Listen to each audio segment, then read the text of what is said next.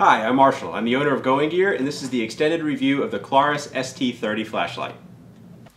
So here we have the Klarus ST30 in the packaging, 1080 lumens on max output, 261 meters of maximum beam distance. You got the Cree XML2 LED in there. You can see max runtime 1080 hours when you drop it all the way down. You have some decent batteries in there. So really nice light, especially for the cost. This thing is only about 90 bucks. Really reasonable for the output and everything that you get with it. So let's go ahead and pull it out, show you the stuff that comes in the packaging. If I can get it out without mangling everything. It's not a skill I possess. So here you have the user manual, definitely worth a read. Talks about the operation, care, warranty, and all that kind of stuff. Good information in there. Compatible batteries in here are two 18650s or four CR123s. As always, I recommend the 18650s because if you keep on feeding this thing CR123s, it can get kind of expensive. And usually get the best run times and outputs and everything using the 18650s. If you're going to use it as a truck light, you know, throw it in your car or truck or whatever and only use it maybe once a year in emergencies, absolutely put CR123s in there because they have great shelf life. You got about 10 years of shelf life on the average CR123 as long as they're not in extreme conditions. And that's really reasonable. Put it in your truck and kind of forget about it.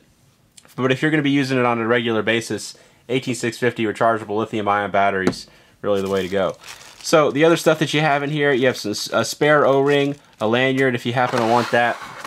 You can see the lanyard attachment point right here on this ring. One quick note, this thing can actually tail stand. That's always a question, even on larger lights. I personally pretty much never have an opportunity, except in these videos, to tail stand lights. It's not something I really ever do, but a lot of people ask about it, so you can see this thing can tail stand if you ever happen to need it to do that, because the switch is kind of recessed down in there.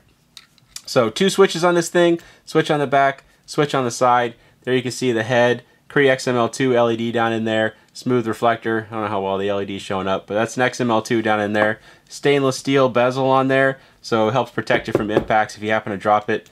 You have the same thing on the other end, which is kind of nice, so you have the impact protection on both ends. Not that aluminum really gets messed up, but if you drop it on concrete, you can kind of dent it a little bit.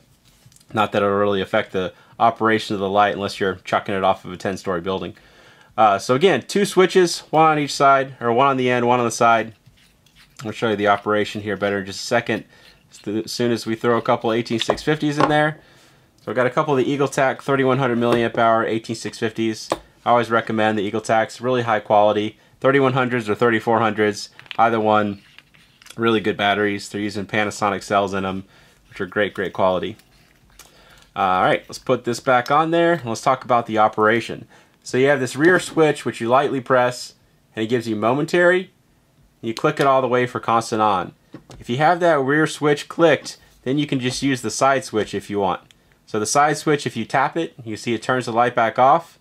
Lightly press it and you have momentary. Press and hold for about a second and then you have constant on.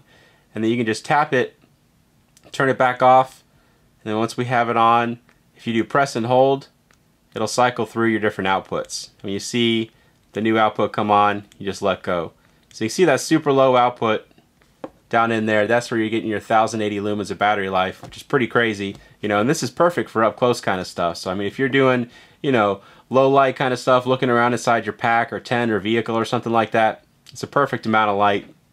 That's what it's intended for, and you can get crazy battery life. And again, just tap it to turn it back off. And it does have a mode memory, so if you turn it back on, it's going to be back in that same mode. You also have strobe and SOS in here, so for mini mode, if you double click, it'll go into strobe, and then if you press and hold while it's in strobe, then it'll go into SOS. And then you can tap it back off, and you can see it does not have a mode memory for those. So when you turn it back on, it's going to go back into that output that you had it in last. So again, on the interface, this rear switch is kind of like your kill switch, so if you lightly press it, it's going to turn the light on. Click it all the way for constant on, and then you can just use the side switch. Tap that side switch to turn it off if it's on, and lightly press it for your momentary. Press and hold for about a second for constant on, and then press and hold while it's on, and it'll cycle through your different outputs. Double click for strobe, press and hold while in strobe, and you have your SOS. And again, hit that switch on the end, switch on the side doesn't do anything. So kind of nice. You can have it where you're going to put it in your pack or something like that. You're thinking about accidental activation with this side switch, you can just click that rear switch. Otherwise, you can just use a side switch, which I personally find a little bit more of a natural position. You know, I'm not holding a light like this all that often, although I suppose tactical users might. I find myself holding lights of this size more like this.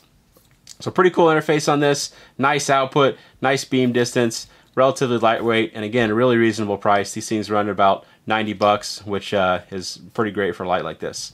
One other thing, forgot to mention, it does have a tripod mount on there. So if you want to use it as a tripod mount, lights like this have been pretty popular with photographers, putting it on there for, you know, directed lighting. You don't have to have an assistant hold it or rig it up, you know, tie it to a tree or something like that, which I have done in the past for flashlights and other things. But it's nice to be able to just mount this to a tripod or a little gorilla pod or something like that, and then direct the light where you want it to be.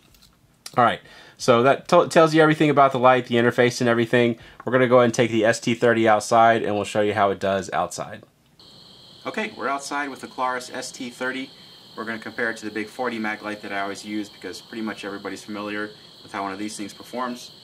I'm going to try out that mag light first. Dock house down there, about 100 feet down to that. Shining around on the bushes and trees and stuff. Okay, let's try out the ST30. Show you how it does. So a lot of light coming out of the sky. You know, pretty impressive amount of throw and lumens and everything on this thing. Zoom in just so you can see how well everything's lit up down there. See all the details and the table and the chairs and the dock house itself. And then not just that, so you've got the hot spot, which is the bright part in the center, and then the spill that goes out to it. You can see how bright the spill is as well. So the spill itself gets down to the dock house pretty well. It's an impressive amount of light in terms of both the hot spot and the spill on this thing. So shine it around. Show you the different levels on it, just so you can see what those look like. Your two lower ones, the lowest one's going to be great for up close kind of stuff. So you want to save the battery life, you don't want to blind yourself. If you're lighting up something 10-15 feet away, you have that. And then when you need it, you got the extra lumens on the higher levels.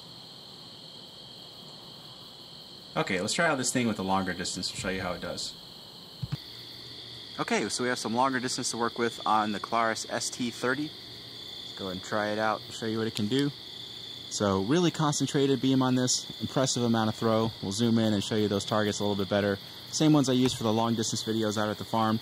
First one's out at 50 yards, second one's 100 yards, tree line's 130 yards. Makes it out to all three of those areas really, really well. You can see nice concentrated beam. Some people don't like a lot of spill. This is a pretty good light for that because it doesn't have a super wide spill. It does have a very bright spill. You can see hot spot in the center, and that's the bright part in the center, and then it transitions out to the spill, which is the dimmer part out here. You can see the spill is still pretty bright. Still makes it out to 50 yards just with the spill alone, and a little bit beyond even. But nice concentrated beam on this. Not a super wide beam if you prefer that kind of light. Shine it around a little bit. I'll show you the other output levels.